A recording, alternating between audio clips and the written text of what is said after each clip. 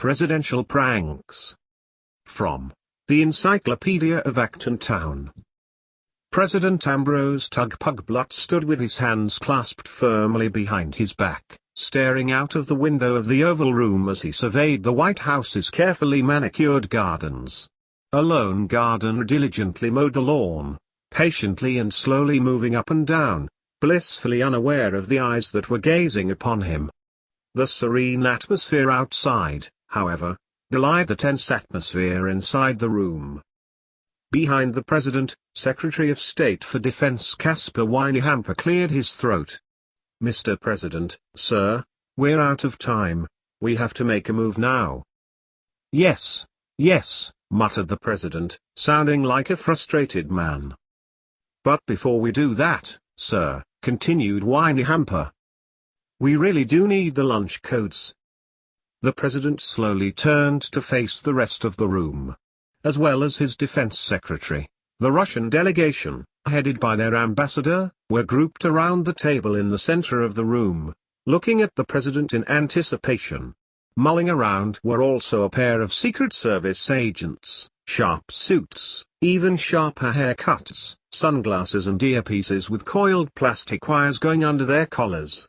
To his right and overlooking the presidential desk was the presidential seal, being looked after by its keeper and regularly being fed from a bucket of fish.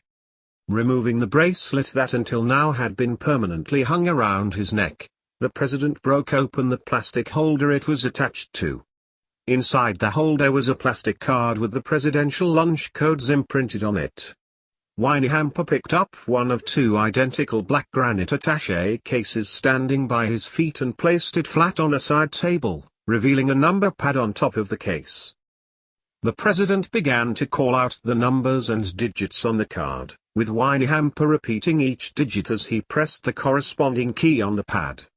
When the last number was called, Weynehamper pressed the OK button. The case made a loud, satisfying click to announce it had successfully been opened. Weynehamper moved aside as the President walked up to the table, and opened the case. From within the case the President retrieved a number of large Tupperware lunch boxes and proceeded to hand them out to the others in the room. As the other people in the office opened their lunch boxes, pulled out the sandwiches and started to eat them, Weynehamper spoke up again. "Sir, I think you should make your move now." Munching on a sandwich, the President moved over to the larger table standing in the middle of the office. Spread out on top of the table lay the strategy board, the pieces of the opposing forces ominously ranged out against each other and all superimposed on the iconic layout of the London Underground. The Russian ambassador, Dubovsky, looked at the President. "Mr. President, you are not really going to do this, are you? You know there is no going back from this." "I'm afraid we have no choice," Igor replied the President.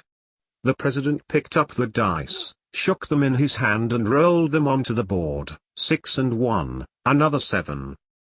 "That's 3 turns now we've both had with no move possible. Stalemate, Mr. President," said Dubovsky. The President turned to his defense secretary. "So, Caspar, what do we do now?"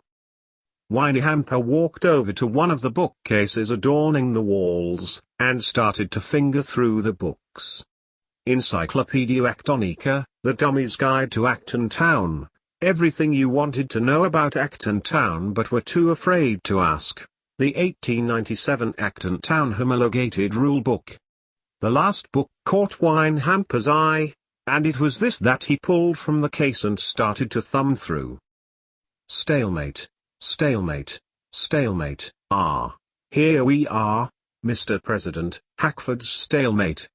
Weynehamper pointed out the reference in the book to the President. The President donned his reading glasses and pushed them down his nose to carefully read from the book, his lips moving as he read. He read the entire reference again, then looked up. "Okay, Caspar, let's do it." Weynehamper removed the case that was lying on top of the side table and replaced it with its identical twin. The twin case was placed flat on its side to reveal its own keypad, identical in appearance but programmed for a different sequence. The president removed the plastic card from his pocket where he had put it for safekeeping and called out the second code sequence on it. Again, as each number was called out, Winnie Hamper duly repeated the sequence before punching each digit into the keypad. On entering the final digit, the suitcase again clicked loudly to signal it was open. Winnie Hamper opened the case and removed 2 small fishing rods with line and magnets, 1 red, 1 blue, a number of magnetic fish, and a small tray. The lines of the 2 rods were entangled, and Winnie Hamper spent a few minutes untangling them. Winnie Hamper then turned to the president and the Russian ambassador, offering them each a plastic fishing rod from his outstretched arms, saying, "Okay, gentlemen, shall we resolve this?"